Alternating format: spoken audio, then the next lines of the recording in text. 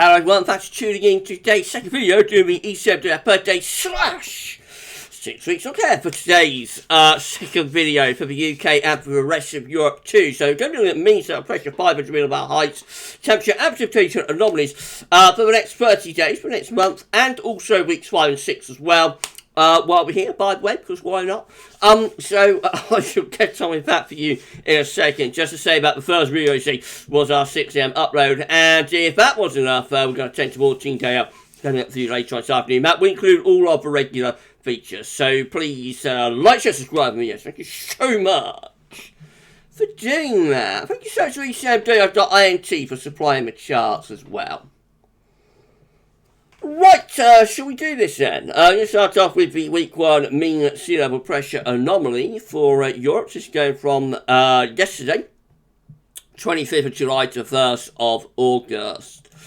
So we see that high pressure dominating across the far west and northwest of Europe, reaching off the Atlantic this week into much of northern Europe. There is some lower pressure up here across North Scandinavia, and some lower pressure down across the central bowl of Mediterranean as well, around Italy, possibly extending into Greece as well. But overall, it's high and dry. High pressure dominates in most parts of Europe. This is the 500 millibar height from the Arctic and North Pole view down. So we see above average heights this week across much of Western Europe and out into the Atlantic. Below average heights, low pressure to the north, extending towards Scandinavia. So again, that implies that like Northern Europe a little bit more unsettled. This ridge down here in the southeastern corner, that could bring some very hot air up into the eastern, southeastern side. So the temperature anomaly for this week looks like that. A bit of a north-south split actually, so cooler than average across much of northern Europe, including Scandinavia, Baltic Sea states as well, like Latvia, Estonia, and Lithuania too. It's a little bit cooler into the UK and Ireland actually, a little bit below average for northern areas anyway, just slightly above average down across southern parts of England. Anywhere further south than that is above average, except around the Bay of Biscay coast of like France and Spain, where it's a bit cooler. But otherwise, it's also pretty warm seeing really through most parts of Med, Spain, Portugal, hotter than average. Most parts of central part of Med, hotter than average, and much of Eastern Europe, including like the Balkans and whatnot, hotter than average too. A bit cooler around the Black Sea. And then varying through the eastern part of the Med, some of the Greek islands will be on the cool side, a little bit further north up toward Turkey, so it'll be on the warmer side. Precipitation anomalies for week 1, looking like that. Largely dry, but normally most areas, it has to be said, like northern parts of Scandinavia, a little bit wetter through there. Some parts of Eastern Europe, like Eastern Poland towards Ukraine, maybe slightly wetter through there. But otherwise, most places are actually dry. Big dry and average swathe right way from the west from Ireland and Portugal, all the way over towards the northeastern part of Europe as well. So a lot of dry weather to come out of that big area of high pressure in the week ahead. Right, week 2 is going to be the 1st through to the 8th of August. How's it looking? High pressure looks like it's getting going again across the north and northwest of Europe. So we could be having hints of a Scandi here. High pressure around Scandinavia, possibly reaching down towards UK and Ireland. Low pressure around France and Spain, Portugal. That might just be a heat rollover. That might not do all that much in the way of wet weather. Some higher pressure over towards the eastern side of Europe as well. Potentially that could be quite hot through there. Let's have a look at the 500 millibar height anomaly.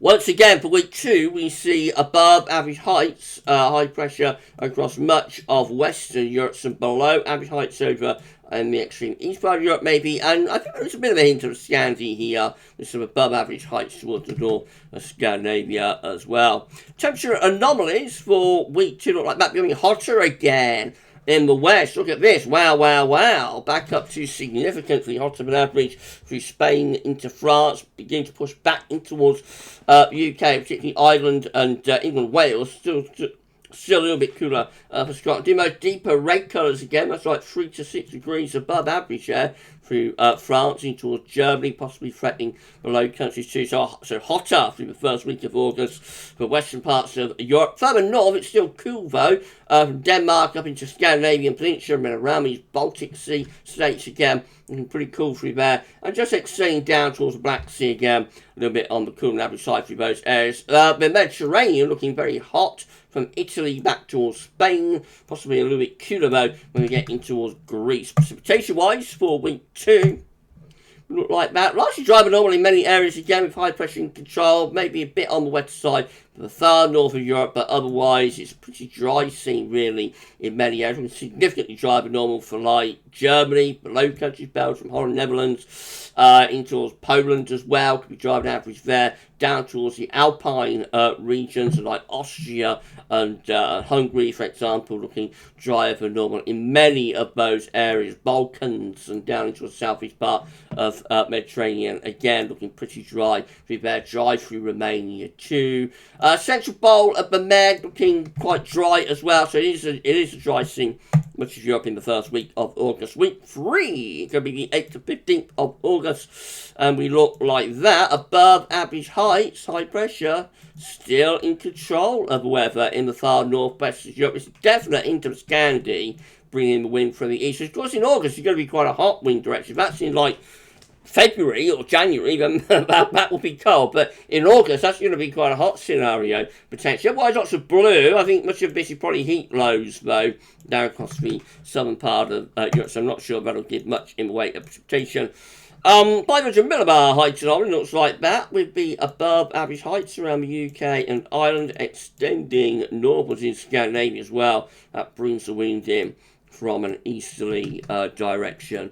Once more, the week 3 temperature anomaly is above average across much of Western Europe, especially. So, like the UK, Ireland, Iberia, and then anywhere east of that towards Germany, into the Balkans as well, down into much of Mediterranean, looking significantly warmer than normal. Warmer for Scandinavia too. Temperature beginning to pick up there across northern parts of Europe. It's really just in the extreme northeast and eastern part of Europe that it's a little bit cooler. But that looks like quite a warm week. Week 3 precipitation anomaly. So sorry, everybody, I lost my train of thought. Week 3 precipitation anomaly. I've had a couple of glasses tonight with the neighbours, actually. So we've been celebrating my neighbour Rod's 80th birthday, and I've had a couple of glasses of red wine, so I think I'm doing all right, though. You know, I'm not blotto or anything, but I am slightly. It's just got that slight little buzz. Anyway, back to this. I'm so sorry, everybody. Back to this. Precipitation wise. So if you're wondering what it's doing, then that's the reason. I've been on the magic wine. Right. So precipitation along sort of dry on average across much of northern and western Europe.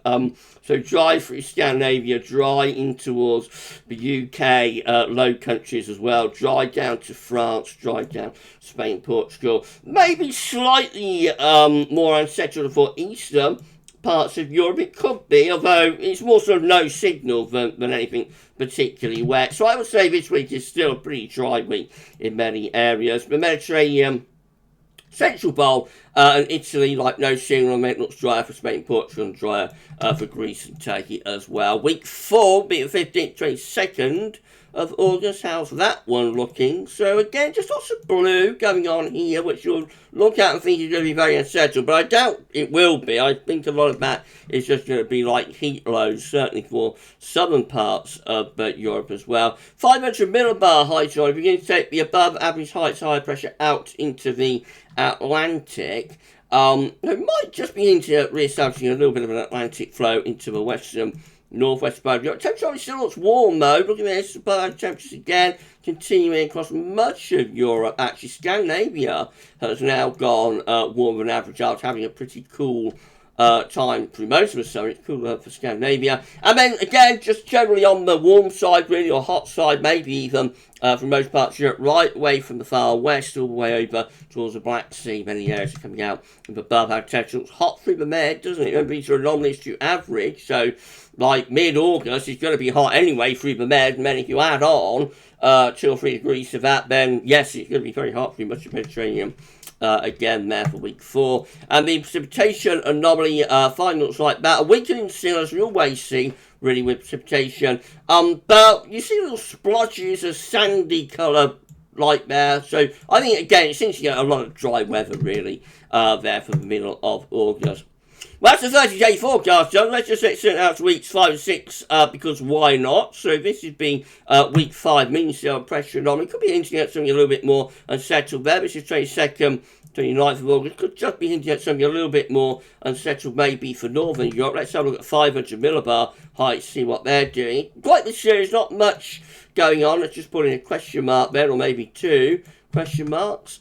The precipitation, temperature anomaly, I should say, looks like that. So it is, again, a warm week across most parts of Europe, above average temperatures in many areas. Possibly a bit of cool down going on Scandinavia. And the precipitation anomaly, again, just not much of a signal, but might be going a little bit wetter in the far north of Europe. And then finally, week 6 is going to be the 29th of August, 5th of September.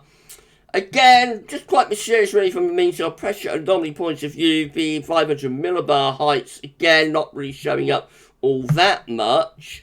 The temperature anomaly looks like that's still pretty warm as we go into the beginning of September. And the precipitation anomaly, again, not much of a signal.